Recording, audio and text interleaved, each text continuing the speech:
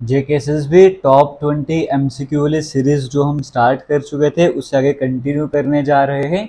आज डे 13 रहने वाला है, तो आज की वीडियो कंप्लीट होने के बाद 260 क्वेश्चंस यहाँ पे कंप्लीट हो जाएंगे। तो आज का फर्स्ट क्वेश्चन आपके सामने स्क्रीन में आ रहा होगा।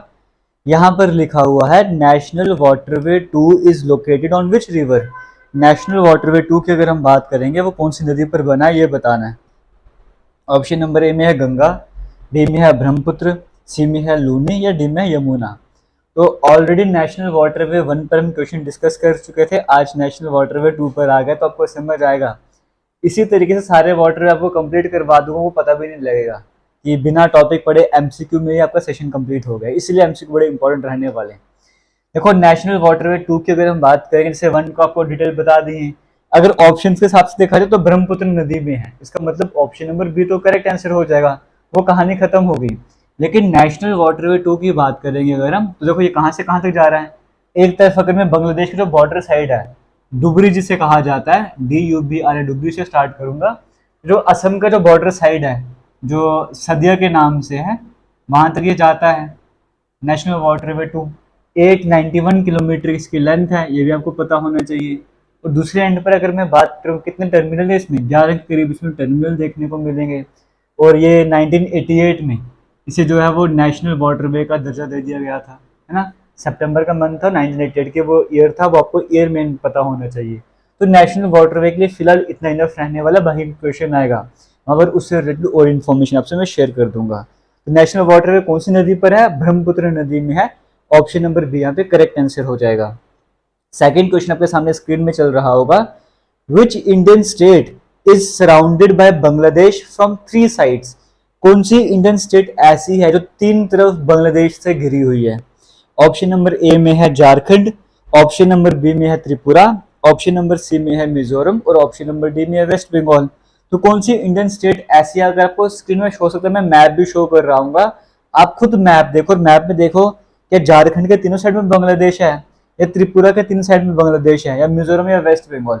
तो अगर आप ध्यान से देखो, त्रिपुरा का पोर्शन अगर मैं जूम कर पाऊंगा, अगर उसके अलग से इमेज आपको सामने ला पा रहा हूँ, आप देख रहे होगे त्रिपुरा 3 साइड बांग्लादेश से घिरा हुआ है। तो त्रिपुरा करेक्ट आंसर हो जाएगा। और ये एग्जाम में आया हुआ क्वेश्चन है, जेकेएसएसबी में नहीं आया लेकिन सीडीएस के एग्जाम में आया हुआ क्वेश्चन है। क्वेश्चन नंबर 3 की बात करें, आपके सामने स्क्रीन में चल रहा है। Which Mughal garden is also known as school of astrology. कौन सा मुगल गार्डन ऐसा है जिसे स्कूल ऑफ एस्ट्रोलॉजी के नाम से भी जाना जाता था। शायद जम्मू कश्मीर के गार्डन है, उसमें से आपको करेक्ट आंसर बताना है। परी महल या शालीमार, निशाद गार्डन, या सभी के सभी जो हैं इन्हें स्कूल ऑफ एस्ट्रोलॉजी के नाम से पहचाना जाता था। देखो जो ऑप्शन नंबर ए है परी महल, ऑप्शन नंबर जो परी महल जो कि श्रीनगर साइड में आपको, ये फिर आप माउंटेन रेंज की बात करोगे, जबरवान माउंटेन रेंज में आ जाता है, परी महल की मैं बात कर रहा हूँ, तो वही करेक्ट आंसर हो जाएगा। क्योंकि पहले क्या हुआ करता था, परी महल की अगर हम बात करेंगे, यहाँ पर एक तरह से एस्ट्रोनॉमी एस्ट्रोलॉजी सब कुछ सिखाया वहां पर जाता था, इसीलिए से school of astrology, school of astronomy भी कह लेंगे तो भी गलत नहीं होगा, तो वो परी महल रहेगा, वो आपको याद रखना पड़ेगा, है ना। तो ऑप्शन नंबर ए यहाँ पे करेक्ट आंसर हो जाएगा। क्वेश्चन नंबर 4 की बात करेंगे, कहा जा रहा है डिक्कू डांस, ये 2 तरह के स्पेलिंग इसके रहते हैं, DIKKU भी, तो DIKO ऐसे करके भी लिखा जाता है कई बार। डिक्कू डांस की बात करेंगे, ये कौन से रीजन में आता है जम्मू कश्मीर यूटी के। एक कठुआ में सेलिब्रेट करा जाता है, भद्रवाह में, राजौरी में, या फिर जम्मू में। अब इसी साल अगर आपने करंट इवेंट से रिलेट करते हो, करंट अफेयर से न्यूज वगैरह देखते होगे, तो इसी साल फेब्रुवरी के मंथ में, इसी साल फेब के मंथ में एक फेस्टिवल ऑर्गेनाइज करा गया था, उसका नाम था अस्कनी, उस फेस्टिवल का नाम था अस्कनी बदरवाही उत्सव। ये फेस्टिवल के नाम में क्यों, क्योंकि इस फेस्टिवल में बड़े बड़े डिग्निटरीज, बड़ी बड़ी पर्सनैलिटीज वहां पर सामने आए थे। तो मतलब 2 दिन का ये फेस्टिवल चला था, तो सबने पार्टिसिपेट वहां पे करा था। तो इसी फेस्टिवल की बात करेंगे, वहां पर ये डिक्कू डांस की जो बात कर रहे हैं, ये परफॉर्म करा गया था, कंचोथ सेलिब्रेट करा गया था, लोकल जैसे लट शो था या लोकल कुश्ती थी, इवन जॉब फेयर भी चलाया गया था। तो इतना सब कुछ वहां पर हुआ था, इसलिए आपको हो सकता है नाम सुना होगा आपने। इसका मतलब भद्रवाह में सेलिब्रेट करा जाता है। ऐसे अगर दूसरे एंड से देखा जाए तो मेला पलट करके सेलिब्रेट करा जाता है, उस टाइम भी डांस परफॉर्म करा जाता है। तो ये डिक्कू डांस जो कहाँ का है, ये भद्रवाह रीजन का हो जाएगा। Option number B correct answer हो जाएगा। आप में से जो भी भद्रवाह के रहने वाले हैं या फिर जो भी जिन्होंने भी इस डांस को अपने सामने से देखा है, खुद परफॉर्म वगैरह करा है, वो थोड़ी सी एक्स्ट्रा डिटेल्स अगर डाल सकते हैं कमेंट सेक्शन में, जरूर ऐड कीजिएगा। आगे चलेंगे, क्वेश्चन नंबर 5 की बात करेंगे। When the working population of the country is less than the non-working population, then it is known as। जब कभी ऐसा होता है कि किसी कंट्री की जो वर्किंग पॉपुलेशन है, मतलब एज ग्रुप के हिसाब से देखा जाएगा, जो जिस टाइप पे लोग काम वगैरह कर सकते हैं, एक तो बच्चों को लिए जो वर्किंग नहीं करेंगे, वर्किंग है, जो यंग जो होंगे वर्किंग वगैरह करेंगे, सबसे पूछा जा रहा है। जब वर्किंग पॉपुलेशन किसी कंट्री की नॉन वर्किंग पॉपुलेशन से कम होती है, तब उसे क्या कहा जाता है? देखो, एक होगा कि जो वर्किंग पॉपुलेशन है वो ज्यादा होगी नॉन वर्किंग से, एक हो जाएगा वर्किंग पॉपुलेशन, काम करने वालों की पॉपुलेशन कम है, नॉन वर्किंग, समझ गए? काम करने वाले ज्यादा हैं, नहीं कम, यहाँ पे काम करने वाले कम है। अगर ऐसा केस होगा जब काम करने वाले ज्यादा होंगे, उसे कहा जाएगा डेमोग्राफिक डिविडेंड, या कभी कभी डेमोग्राफिक बोनस भी आप कह सकते हो। लेकिन यहाँ पे कहा था वर्किंग पॉपुलेशन कम है, नॉन वर्किंग ज्यादा है, तो ऐसे केस में कहा जाता है डेमोग्राफिक बर्डन। तो ऑप्शन नंबर ए यहाँ पे करेक्ट आंसर हो जाएगा। क्लियर हो गया? आगे चलते हैं, क्वेश्चन नंबर 6 की बात करते हैं। The total number of seats reserved for the PoK, Pakistan occupied Kashmir region in legislative assembly Jammu Kashmir UT, Jammu Kashmir reorganisation act आया था, कहा गया था कि डिलिमिटेशन के बाद टोटल सीट्स कितने रहेंगे जम्मू कश्मीर में? 114। 90 सीट्स रखनी किसके लिए? जम्मू कश्मीर वाले। और बाकी कितनी बच गई? 24 सीट्स रखनी है पाकिस्तान ऑक्युपाइड कश्मीर वाले। तो कितनी सीट्स रिजर्व करने रखेगी? 24। Option number C correct answer हो जाएगा। Taxes that are levied on any intra state purchase are, वो टैक्सेस जो किसी इंट्रा स्टेट परचेस में लगाए जाते हैं वो कौन से होते हैं? अब यहाँ पर देखो, अगर आपने ये टॉपिक पहले पढ़ा है तो हो सकता है किसी तरह की कंफ्यूजन वगैरह भी हो, लेकिन आपके कंफ्यूजन से पहले मुझे कंफ्यूजन होगी, क्योंकि मुझे पता नहीं मैंने डस्टर कहाँ पे रख दिया है।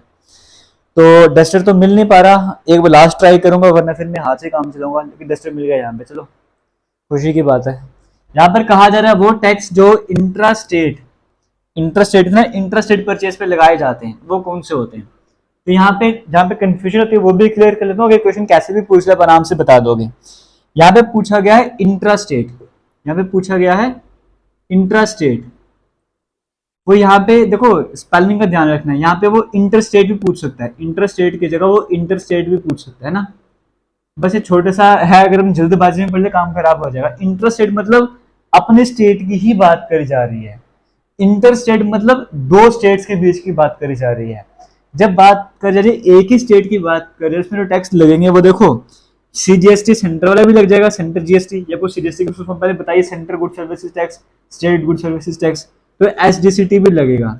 लेकिन जब इंटर स्टेट की बात करेंगे तब ये आईजीएसटी वाला लगेगा, आईजीएसटी वाला लगेगा ना। जब इंट्रा पूछा हुआ था तो बी और सी दोनों सही होने थे, इसका मतलब option number D correct answer हो जाएगा। Which super computer became the world's fastest super computer? चार आपको ऑप्शन दिए गए, इनमें से कौन सा सुपर कंप्यूटर ऐसा है जो वर्ल्ड का सबसे फास्टेस्ट सुपर कंप्यूटर बन चुका है? Frontier, Fugaku, oriental, NASA com. NASA com मतलब नासा कंप्यूटर। तो ये ऑप्शन नंबर सी डी भी अपने से ऐड कर दिए हुए। फ्रंटियर, देखो जो फ्रंटियर नाम आपको देखने को मिल रहा है, फ्रंटियर नाम देखने को मिल रहा है यूएसए का, यूएसए में बोलेंगे।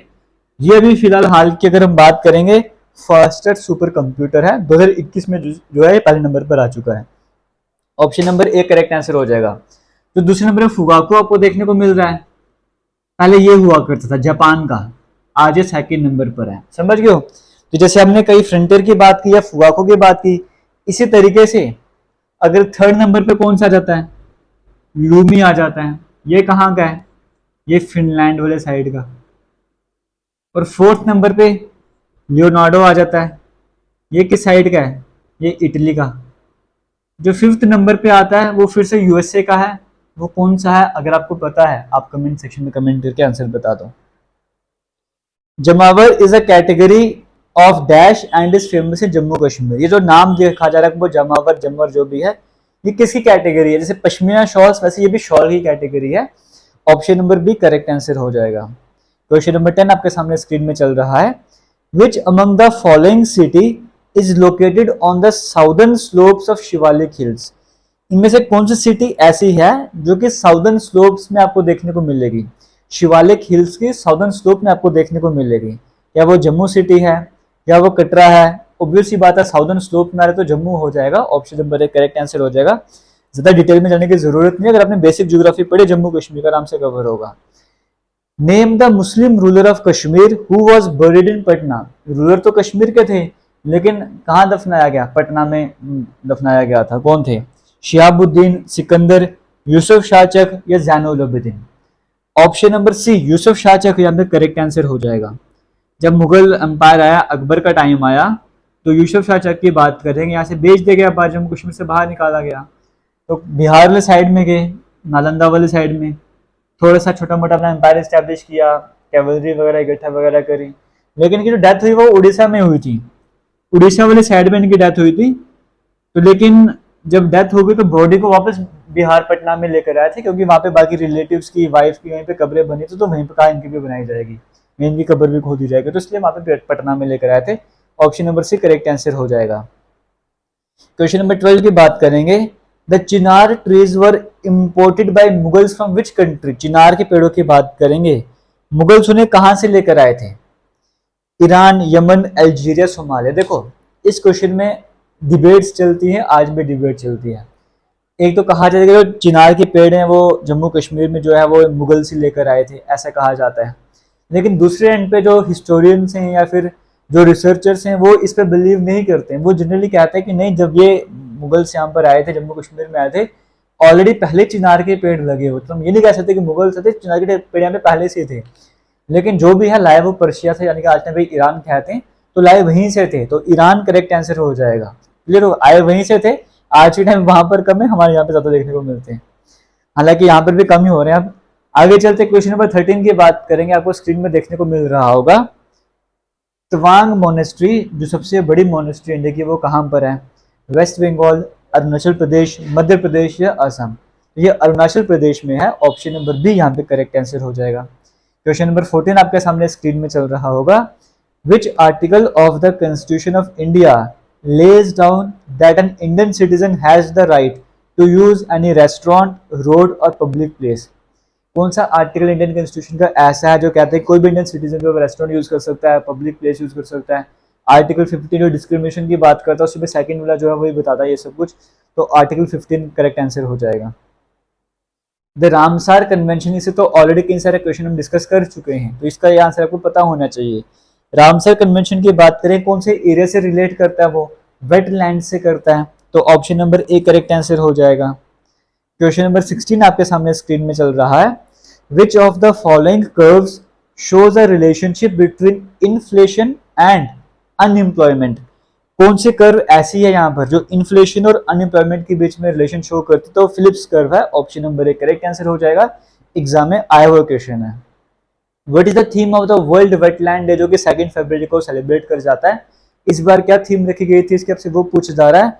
It's time for wetland restoration. Option number B यहाँ पे करेक्ट आंसर हो जाएगा। क्वेश्चन नंबर 18 की बात करेंगे। वीडियो को शेयर जरूर कीजिए, आपकी तरफ से रिस्पॉन्स बिल्कुल ही कम हो चुका है, अपनी तरफ से रिस्पॉन्स को बढ़ाइए, वीडियोस को शेयर कीजिए। न्यूली अनाउंस्ड स्कीम बाय प्रधानमंत्री प्राइम मिनिस्टर नरेंद्र मोदी, एक नई स्कीम थी पीएम श्री के नाम से ना, पीएम श्री के नाम से किसे रिलेट करती है? पीएम श्री में प्रधानमंत्री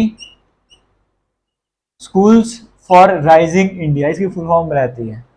नाम से पता लगा एजुकेशन से रिलेट करते हैं, तो option number B correct answer हो जाएगा। लेकिन सी में भी एजुकेशन ही है, दोनों ही सही हो जाएंगे। और ये पर्पस क्या था? कहा गया था कि 14,000 टीचर्स, जब अनाउंस किया गया था कि 14,500 स्कूल्स को जो है वो हम अपग्रेड करेंगे, न्यू एजुकेशन पॉलिसी वहां पर लाएंगे, वो एक तरह से मॉडल बनकर तैयार होंगे, इस तरह की बातें करेंगे, तो वही एजुकेशन से रिलेटेड है। Option number B correct answer हो जाएगा, सेंट्रली स्पॉन्सर्ड स्कीम के अंडर आता है। Which type of soil is mainly found in the plains of Indus Gangetic Brahmaputra. कौन सी सॉइल आपको देखने को मिलती है इंडस गंगाटेक ब्रह्मपुत्र रीजन में? ऑब्वियस सी बात, अगर आपने सॉइल्स के बारे में पढ़ा है तो एलुवियल सॉइल वहां पे देखने को मिलती है, पानी बहा के लाता, तो option number D correct answer हो जाएगा। और आज के लास्ट क्वेश्चन की बात करेंगे। Which one of the following is a wrong match. इनमें से क्या है जो गलत है? 1878 में वर्निकुलर प्रेस एक्ट है, 1930 में डांडी मार्च से बिल्कुल भी नहीं था, वो 1930 की बात है, मार्च और अप्रैल की बात है, तो वो करेक्ट आंसर हो जाएगा। यहाँ पे वो वाला मैच गलत आ रहा है, तो डांडी मार्च 1913 की बात है, 1930 की बात है, साल्ट मार्च की यहाँ पर बात करी जा रही है। ऑप्शन नंबर बी यहाँ पे करेक्ट आंसर हो जाएगा। इसी के साथ आज की 20 क्वेश्चन का सेट एंड होता है। लेकिन जो स्टूडेंट्स वीडियो को लास्ट तक देख रहे हैं उनको मैं छोटी सी बात बताना चाहूंगा, क्योंकि जो मैंने सुना है या मैं कहीं पर देख रहा था, सुन रहा था, तो वो बात आपसे भी शेयर करना चाहूँगा। हो सकता है वो आपके भी काम आ जाए। तो थोड़ा सुनिएगा, जिसको स्किप करना है वो स्किप भी कर सकते हो, क्योंकि 20 क्वेश्चन हमारे कंप्लीट हो गए। एक बात करेंगे कि हमारे हमारे में होता क्या है कि जैसे हम लोग कई बार कोई पुरानी बात होती है वो लेके बैठ जाते हैं, यार मैं उसकी बात नहीं भूल सकता, उसने मुझे ये कह दिया वो कह दिया। तो वो बात लेके मतलब हमारे दिल में वो बात हमेशा के लिए रह जाती है, और हम हमेशा उस चीज़ को याद रखते हैं, यार उसने मुझे वो कैसे कह दिया, या वो इंसिडेंट कैसे हो गया था। उस बात को लेकर हम जिंदगी में आगे बढ़ रहे हो, हम तो सीखते नहीं है, लेकिन हम उस बात को लेकर हो सकता है उसको गाली दे रहे होंगे या अपने आप को कुछ कर रहे होंगे, उसकी वजह से हमारी हेल्थ खराब होती है, हम पर इफेक्ट पड़ता है। जिसने वो बात बोली भी हो सकता है उसको कोई इफेक्ट ही ना पड़े, वो अपनी लाइफ एंजॉय कर रहा होगा, लेकिन हम उसकी वो बात सुन के कि उसने मुझे ऐसे कैसे बोल दिया, सब कैसे बोल दिया, ये सोच के हम घुट घुट के जी रहे होते हैं। तो वो एक एग्जाम्पल दी गई जो बड़ी बेहतरीन एग्जाम्पल थी, आपने पहले भी कई बार वो एग्जाम्पल सुन ली, कहा जाता है कि कोई भी हल्की सी चीज़ होगी ना, हल्की सी चीज़, उसे जैसे ये मार्कर हल्का सा ही है, इसको मैं ऐसे होल्ड करके रखूँ थोड़ी देर कोई इशू नहीं है, इसको अगर मैं 5 मिनट होल्ड करके रखूँगा थोड़ी सी प्रॉब्लम होगी, अगर मैं इसको 5 घंटे तक होल्ड करूँगा ज़्यादा ही प्रॉब्लम हो जाएगी, 5 दिनों तक तो पता नहीं क्या हालत हो जाएगी। तो इतनी हल्की सी चीज़ है, जब इसको मैं ज़्यादा देर तक अगर रखूँगा, अपने साथ संभाल के रखूँगा, तो ये क्या चीज़ करेगी, बर्डन डालना स्टार्ट कर देगी। तो किसी की कही हुई बात को अगर मैं जितने टाइम तक अपने अंदर रख के रखूँगा, दिल में रख के रखूँगा, वो उतना ही बर्डन क्रिएट करती जाएगी, उतना ही जीना थोड़ा मुश्किल करती जाएगी। तो इसीलिए बेटर ये है कि जो पुराने इंसिडेंट हो चुके हैं उनसे कुछ सीखो और आगे निकलो, उनको दिल में बिठा के मत रखो, इससे आपको ही प्रॉब्लम होने वाली है। तो फिलहाल आज की वीडियो को करेंगे एंड, मिलेंगे नए वीडियो में, तब तक के लिए थैंक यू, जय हिंद।